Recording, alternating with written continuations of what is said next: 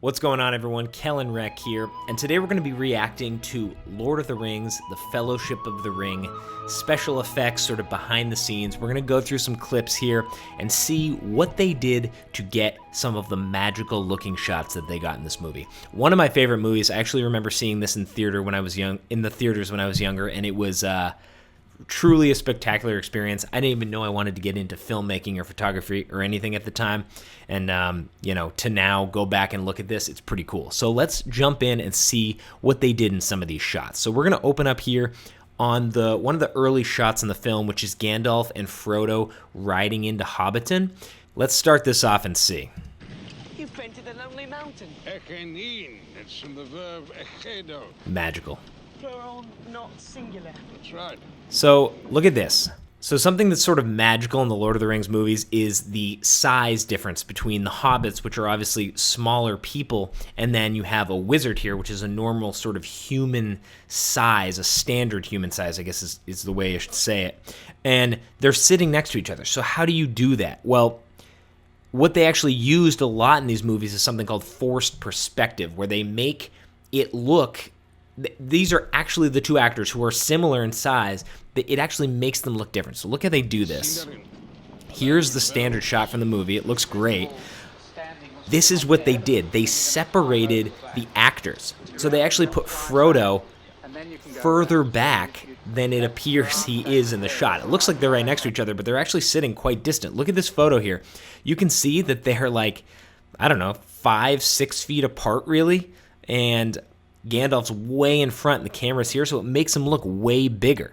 It's kind of ridiculous how they were able to do this. You can see here, they're not sitting next to each other at all. They're drastically separate, and they're having a conversation. So they have to work on their eye line contact because they're talking to each other from a total distance, but it looks like they're right next to each other. It's truly impressive filmmaking that they were able to do. Let's speed along here. You can see how ridiculous it looks that they're in separate positions here. Just do a little bit of, rocking around. What do we have here? Okay, look at this. So these are just standard filler shots they got, but basically what it's showing is they actually did have size doubles for each of these parts. So obviously on the left here you have the hobbits. These are average human height actors.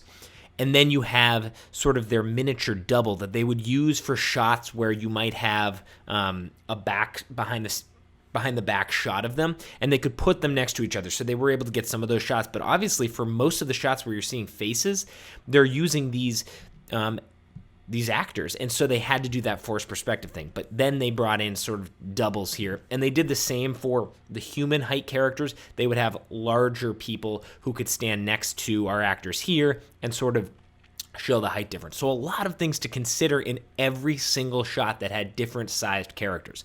Pretty crazy, honestly, to think about, and honestly, I would find that overwhelming, but they were able to knock it out and do it in a fantastic way. I'll show you. Let me demonstrate. Look at this. So we all start here, right? So they were just getting some kind of standard shots of them. Let's move right along here. What see more we've done forced with some of our perspective. forced perspective shots is be able to move the camera for the first time. That they were always techniques that This is required the crazy. camera. So obviously this shot is forced perspective, and they're just setting it up. Peter Jackson is probably like 10 feet away from this man, but the way the camera's set, it makes them look like, they're sitting next to each other, but different sizes. That immediately breaks down the moment you start moving the camera. And so in this movie, they were able to come up with tricks for that, which really sells the idea that two people of different sizes are in the same place. Check this out.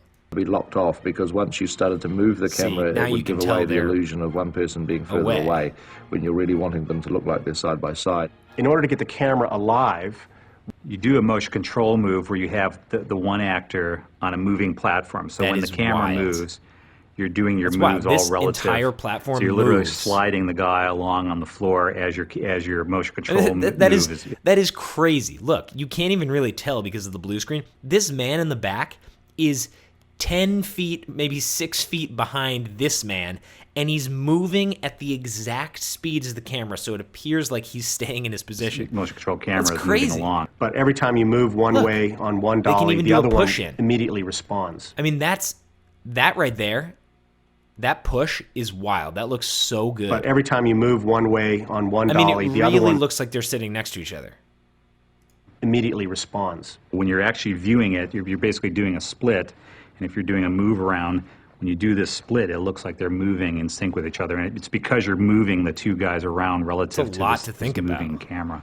In the That's a shot ton to think where about. Frodo is pouring tea for Gandalf This is a at legendary table, shot. and the camera kind of crabs past from one side of the table Look to at the that, other the side. table's split. And in that instance, Ian McKellen was actually sitting on a dolly that was actually moving him Wow. slightly on a small-scale table with small-scale props, and it was That's not crazy. too far from a full-size table, a Frodo-sized table Right. with I larger mean, this is what you got to Frodo-sized think props. about. I've got a look.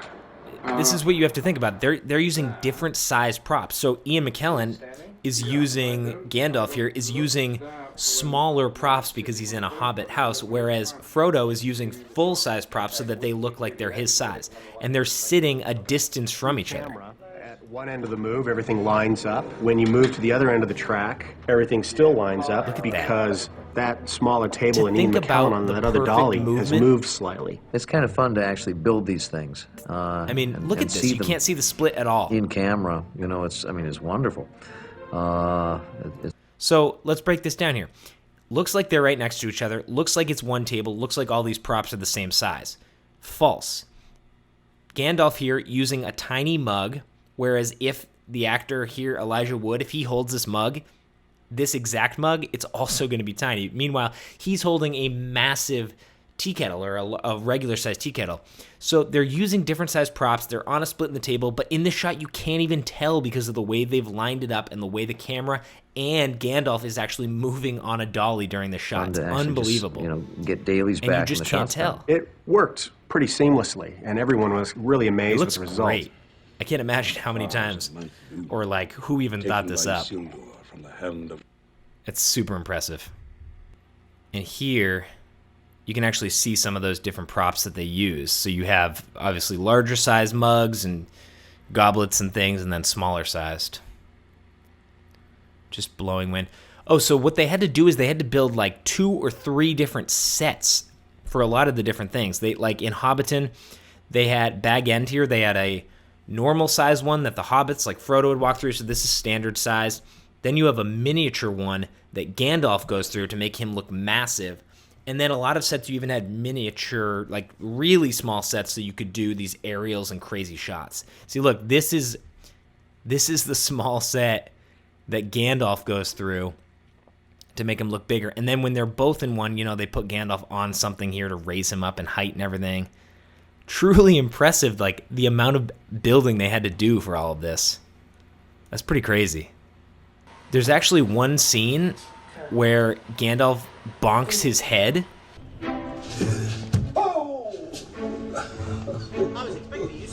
Wasn't even planned. He just smashes his head, and I think they left it in because it made it feel so much more authentic and so much more real. And of course, Ian McKellen, a masterful actor, played it out and just knocks his head and then keeps going with the scene. So look what they do. They film, in a lot of cases, Gandalf in one set, then they do Frodo in another set with a blue screen, and they overlay them to actually make them feel like they're next to each other. They're not even acting with each other in this particular shot. Look at this.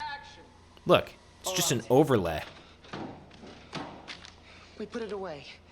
We keep it hidden. We never speak of it again. I mean, that's so No one impressive. else is here, do they? Turn. Look, they tell him when to turn, Do they, Gandalf?